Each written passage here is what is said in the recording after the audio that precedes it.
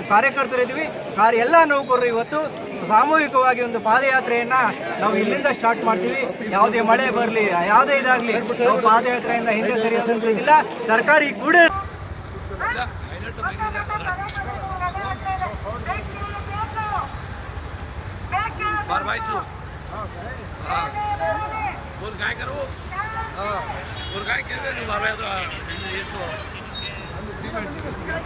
ದಿವಸ ಶ್ರೀರಂಗಪಟ್ಟಣದಿಂದ ಮೈಸೂರಿಗೆ ಪಾದಯಾತ್ರೆ ಮೂಲಕ ಇವತ್ತಿನ ದಿವಸ ಮೈಸೂರು ಜಿಲ್ಲೆಗೆ ನಗರಕ್ಕೆ ಆಗಮಿಸಿದ್ದೀವಿ.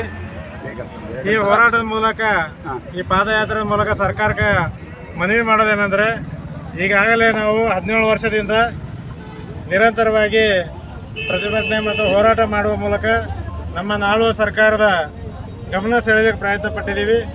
ನಮಗೆ ಕಾರ್ಮಿಕರ ಕಾಯ್ದೆ ಅಡಿ ಸೇರಿಸಿ ಕನಿಷ್ಠ ವೇತನ ಜಾರಿ ಮಾಡಬೇಕು ಮತ್ತು ಕಾಯಂಗೊಳಿಸ್ಬೇಕಂತೇಳಿ ನಾವು ಸುಮಾರು ವರ್ಷದಿಂದ ಹೋರಾಟ ಮಾಡ್ತಾ ಇದ್ದೀವಿ. ಈಗಾಗಲೇ ಬೆಂಗಳೂರಿನ ಫ್ರೀಡಂ ಪಾರ್ಕ್ನಲ್ಲಿ ಮತ್ತು ಬೆಳಗಾವಿಯಲ್ಲಿ ಸಚಿವರು ಮತ್ತು ಇಲಾಖೆ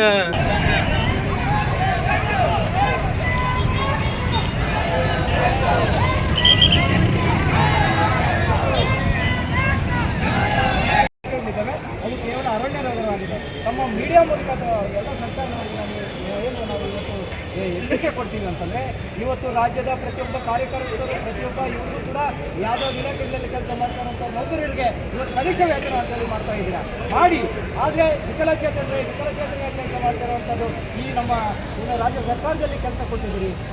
ಸುಮಾರು 17 ವರ್ಷಗಳಿಂದ ಕೆಲಸ ಮಾಡ್ತಾ ಇದ್ದೀವಿ. ಇವತ್ತು ರಾಜ್ಯದಲ್ಲಿ ಕಟ್ಟಕಡೆಯ ವಿಕಲಚೇತನರಿಗೆ ಸೌಲಭ್ಯಗಳನ್ನು ಕಲಿಸುವಂಥ ಯಾವುದಾದ್ರೂ ಪ್ರಯತ್ನವನ್ನು ನಮ್ಮ ಕಾರ್ಯಕರ್ತರು ಮಾಡ್ತಿದ್ದಾರೆ.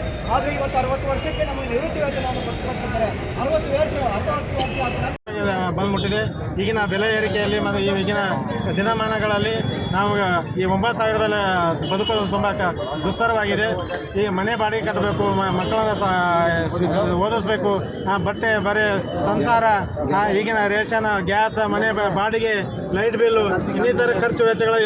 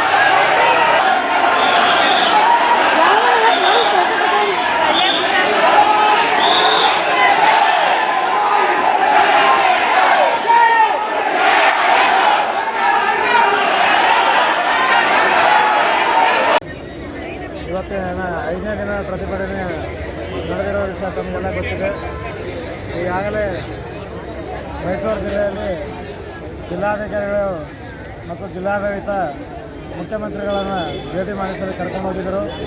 ಮುಖ್ಯಮಂತ್ರಿಯವರ ಮುಂದೆ ಈಗಾಗಲೇ ನಮ್ಮ ಕನಿಷ್ಠ ವೇತನ ಕಡತ ಸರ್ಕಾರದ ಹಂತದಲ್ಲಿದೆ, ಅದನ್ನು ಜಾರಿಗೊಳಿಸಬೇಕಂತ ಮನವಿ ಮಾಡಿದ್ದೀವಿ. ಮತ್ತು ಹಿಂದೆ ನೀವು ವಿರೋಧ ಪಕ್ಷ ನಾಯಕರಾಗಿದ್ದಾಗ ನಮಗೆ ಕಾಯಂಗೊಳ್ಳುತ್ತೆ ಅಂತೇಳಿ ಮಾತು ಕೊಟ್ಟಿದ್ದೀರಿ. ಅದರ ಪ್ರಕಾರ ನಮಗೆ ಈಗ ಕನಿಷ್ಠ ವೇತನ ಮಾಡ್ರಿ ಅಂತ ಮನವಿ ಮಾಡಿದಾಗ ಎಲ್ಲಿಯ ತನಕ ಹೋರಾಟ ಕನಿಷ್ಠ ವೇತನ ಆಗಲೇಬೇಕು, ಕನಿಷ್ಠ ವೇತನ ಆಗಲೇಬೇಕು, ಕಾಯಮಾತಿ ಆಗಲೇಬೇಕು, ಕಾಯಮಾತಿ ಆಗಲೇಬೇಕು, ಕನಿಷ್ಠ ವೇತನ ಆಗಲೇಬೇಕು, ಕಾಯಮಾತಿ ಆಗಲೇಬೇಕು, ಆಗಲೇಬೇಕು, ನ್ಯಾಯ ಬೇಕು, ನ್ಯಾಯ ಬೇಕು, ನ್ಯಾಯ ಬೇಕು.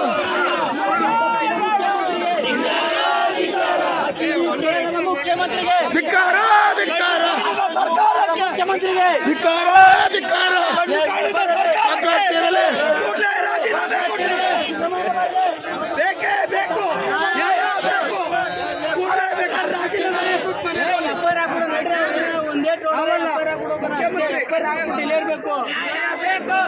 ಅವ್ರ ಮೇಲೆ ಆಗಲಿ ಬೇಕು. ಇದೆ ಇದು ಎಲ್ಲ ಹಿನ್ನೆಲೆಯಿಂದ ಬಂದಿರೋರು ಅವರು ಏನು ಹೇಳಬೇಕು ಅದು ಹೇಳಿದ್ದಾರೆ. ಈಗ ನಾನು ಅಪರ ಜಿಲ್ಲಾಧಿಕಾರಿಯಾಗಿ ತಮ್ಮೆಲ್ಲರ ಕುಟುಂಬದ ಒಬ್ಬ ಸದಸ್ಯನಾಗಿ ಹೇಳ್ತಾ ಇದ್ದೇನೆ, ರೈಟಿಂಗಲ್ಲಿ ಯಾರು ಕೂಡ ರೈಟಿಂಗಲ್ಲಿ ನನ್ನ ಸಹಿ ಏನಾದರೂ ಮಾಡಿ ಇವತ್ತು ಸಹಿ ಮಾಡಿಕೊಟ್ರೆ ಆಗುತ್ತೆ ಅಂತ ಇವತ್ತೇ ಮಾಡ್ಕೊಡ್ತೀನಿ, ತೊಂದರೆ ಇಲ್ಲ.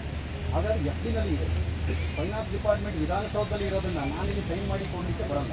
ಆದರೆ ಒಂದಂತೂ ಹೇಳ್ತೇನೆ, ಸರ್ಕಾರನೂ ನಿಮ್ಮ ಪರವಾಗಿ ಹೇಳಿದ್ದಾರೆ, ಮಾಡಿಕೊಡ್ತಾರೆ, ಮನೆ ಜಿಲ್ಲಾಧಿಕಾರಿಗಳು ಹೇಳಿದ್ದಾರೆ, ನಾನು ಹೇಳ್ತಾ ಇದ್ದೇನೆ, ನಿಮ್ಗಳ ಪರವಾಗಿ ನಾವು ಇದ್ದೇವೆ ಅನ್ನೋದು ಬಿಟ್ಟರೆ ನಿಮ್ಮ ಕೆಲಸ ಆಗಲ್ಲ ಅಥವಾ ಅದು ನೆಗೆಟಿವ್ ಆಗಿದೆ ಅದು ಎಲ್ಲೂ ಹೇಳ್ತಾ ಇಲ್ಲ. ನಿಮ್ಮ ಕೆಲಸ ಅಂತೂ ಆಗೇ ಆಗುತ್ತೆ. ದಯಮಾಡಿ ಈ ಸ್ಟ್ರೈಕನ್ನು ಈಗ ಮುಕ್ತಾಯಗೊಳಿಸಿ. ನನಗೂ ಇನ್ನೂ ಬೇರೆ ಬೇರೆ ಪ್ರೋಟೋಕಾಲ್ಸ್ ಕೆಲಸಗಳಿದೆ, ನಾನು ಹೊರಡಬೇಕಾಗಿದೆ. ಆ್ಯಕ್ಚುಲಿ ಇವತ್ತು ಬರಲಿಕ್ಕೆ ಕಷ್ಟ ಆಗ್ತಿತ್ತು, ಬಟ್ ನಿಮ್ಮೆಲ್ಲರ ಒಂದು ಕಷ್ಟಗಳಿಗೆ ನಾವು ಸ್ಪಂದಿಸಬೇಕು ಅನ್ನೋ ಕಾರಣದಿಂದ ಅದನ್ನೆಲ್ಲ ಬದಿಗಿಟ್ಟು ಬಂದಿದ್ದೇನೆ. ಇದಕ್ಕೆ ಗೌರವ ಕೊಟ್ಟು ನಾವು ಇದನ್ನು ಮುಕ್ತಾಯಗೊಳಿಸಿ ಹೋಗಬೇಕು. ನಿಮ್ದೇನು ಮನವಿ ಕೊಟ್ಟಿರೋ ಇದಕ್ಕೆ ರಿಪ್ಲೈ ಲೆಟರ್ ನಾವು ಕೊಡ್ತೇವೆ ಮತ್ತು ಸರ್ಕಾರದಲ್ಲಿ ಫೈನಾನ್ಸಲ್ಲಿ ಏನಿದೆ ಅದನ್ನು ನಾವು ಫಾಲೋ ಅಪ್ ಮಾಡಿಸ್ತೇವೆ. ಧನ್ಯವಾದಗಳು.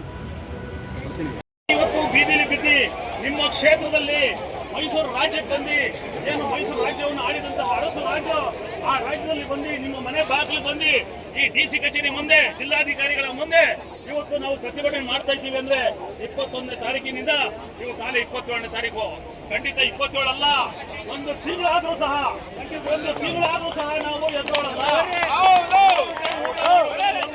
ಮಾಡ್ತೀವಿ. ಇದು ಶತಾಸಿದ್ಧ. ಶನಿವಾರ ನಮ್ಮ ಅಂಬಾಜಿ ಮೇಟಿನ ಮತ್ತು ಕೃಷ್ಣಪ್ಪನವರು ಈಗಾಗಲೇ ಮಾನ್ಯ ಮುಖ್ಯಮಂತ್ರಿಗಳ ಹತ್ತಿರ 3 ಬಾರಿ ನಿಯೋಗ ಕೊಂಡೊಯ್ದಿದ್ದೇವೆ. ಕಲಬುರಗಿಯಲ್ಲಿ ಇದೇ ರೀತಿ ಅಹೋರಾತ್ರಿ ಧರಣಿ ಸತ್ಯಾಗ್ರಹ 3 ದಿನಗಳ ಕಾಲ ನಿರಂತರವಾಗಿ ಮಾಡಿದ ಮೇಲೆ ನಮ್ಮ ಆಗದ ಇಬ್ಬರು ಪ್ರಭಾವಿ ಸಚಿವರಾದಂಥ ಸನ್ಮಾನ್ಯ ಪ್ರಿಯಾಂಕ್ ಖರ್ಗೆ ಸಾಹೇಬರು ಮತ್ತು ಡಾಕ್ಟರ್ ಶ್ಯಾಮಪ್ರಕಾಶ್ ಪಾಟೀಲ್ ಸಾಹೇಬರು ಇಬ್ಬರೂ ಕೂಡ ನಿಯೋಗ ಕೊಂಡೊಯ್ದು ಮುಖ್ಯಮಂತ್ರಿಗಳ ಸಮ್ಮುಖದಲ್ಲಿ ಕುಂದರ್ಸಿ, ಸರ್ ಇಂಥ ಬಡ ಜನ, ಇಂಥ ನಿರ್ಗತಿಕರು, ವಿಕಲಚೇತನ ಇವ್ರಿಗೆ ಏನು ನಾವು ಮಾಡಲಿಲ್ಲ ಅಂತಂದರೆ ನಮ್ಗೆ ಯಾರಿಗೆ ಏನು ಮಾಡಿದ್ರೂ ಉಪಯೋಗ ಇಲ್ಲ, ನಮಗೆ ಇಡೀ ಶಾಪ ತಡ್ತದೆ ಸರ್, ದಯವಿಟ್ಟು ಇದು ಮಾಡಿಕೊಡ್ರಿ ಅಂತೇಳಿ ನಮ್ಮ ಶಾಸಕರುಗಳು ಒತ್ತಡ ಹಾಕಿ ಮಾತಾಡಿದ್ದಾರೆ ನಮ್ಮ ಸಮ್ಮುಖದಲ್ಲಿ. ಇಷ್ಟಾದರೂ ಕೂಡ ಅಧಿವೇಶನದಲ್ಲಿ ಏನಾದ್ರು ಮಾಡ್ತಾರೆ ಅಂತೇಳಿ ನಾವು ಭಾಳಷ್ಟು ನಿರೀಕ್ಷೆ ಇಟ್ಕೊಂಡಿದ್ದೀವಿ, ಅಲ್ಲೂ ಕೂಡ ಮಾಡಲಿಲ್ಲ. ಅದಾದ ನಂತರ ನಮ್ಮ ಇಲಾಖೆ ಸಚಿವರು ಕೂಡ 2 ಬಾರಿ ನಿಯೋಗ ಕೊಂಡೊಯ್ದಿದ್ರು. ಈ ರೀತಿ 3 ಬಾರಿ ನಾವು ಮೋಸ ಹೋಗಿದ್ದೀವಿ. ಇದು ಯಾಕೆ ಈ ರೀತಿ ನಮ್ಮ ಜನಪ್ರಿಯ ಮುಖ್ಯಮಂತ್ರಿಗಳು 5 ಗ್ಯಾರಂಟಿ ಕೊಟ್ಟಿದ್ದಾರೆ, ನಮ್ಮ 6ನೇ ಗ್ಯಾರಂಟಿ ಕೊಟ್ಟು ನಮ್ಮ 6,500 ಕುಟುಂಬಕ್ಕೆ ಬೆಳಕಾಗಿ ಯಾಕೆ ನಿಂದಿರಬಾರ್ದು ಅಂತೇಳಿ ನಾವು ಅವರನ್ನೇ ಮನವೊಲಿಸುವಂತ ಅವರ ಜಿಲ್ಲೆಗೆ ಬಂದು ಅವ್ರ ತವರು ಜಿಲ್ಲೆಯಲ್ಲಿ ಮಾತಾಡೋಣ ಅಂತೇಳಿ ಇಲ್ಲಿ ಬಂದು ನಿರಂತರವಾಗಿ 8 ದಿನಗಳ ಕಾಲ ಅಹೋರಾತ್ರಿ ಧರಣಿ ಸತ್ಯಾಗ್ರಹ ಮಾಡ್ತಾ ಇದ್ದೀವಿ. ಈಗಲೂ ಕೂಡ ನಮಗೆ ಸ್ಪಷ್ಟ ನಿಖರವಾದ ಭರವಸೆ ಬರೋವರೆಗೂ ನಾವು ಈ ಸ್ಥಳದಿಂದ ಕದಲೋದಿಲ್ಲ.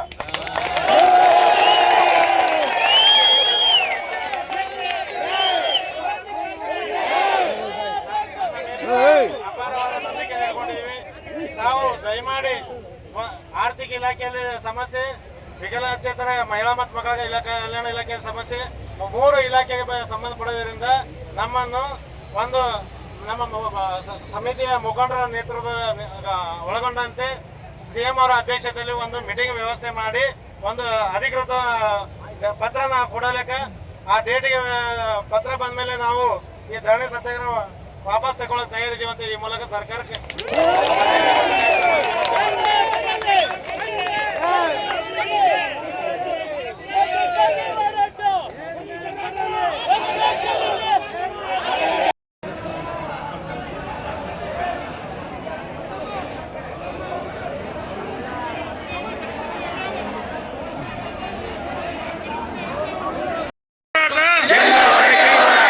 ಎಲ್ಲಿವರೆಗೆ ಹೋರಾಟ ರಕ್ತವನ್ನು ಚೆಲ್ಲುತ್ತೇವೆ ರಕ್ತವನ್ನು ಚೆಲ್ಲುತ್ತೇವೆ ಕನಿಷ್ಠ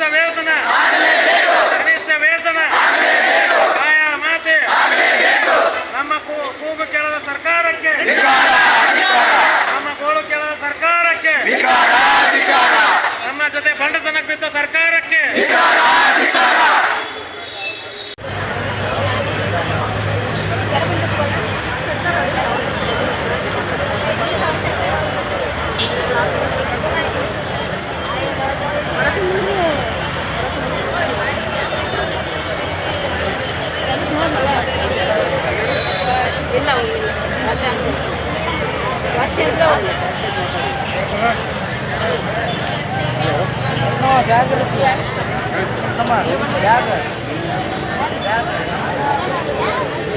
ಸಿಂಗ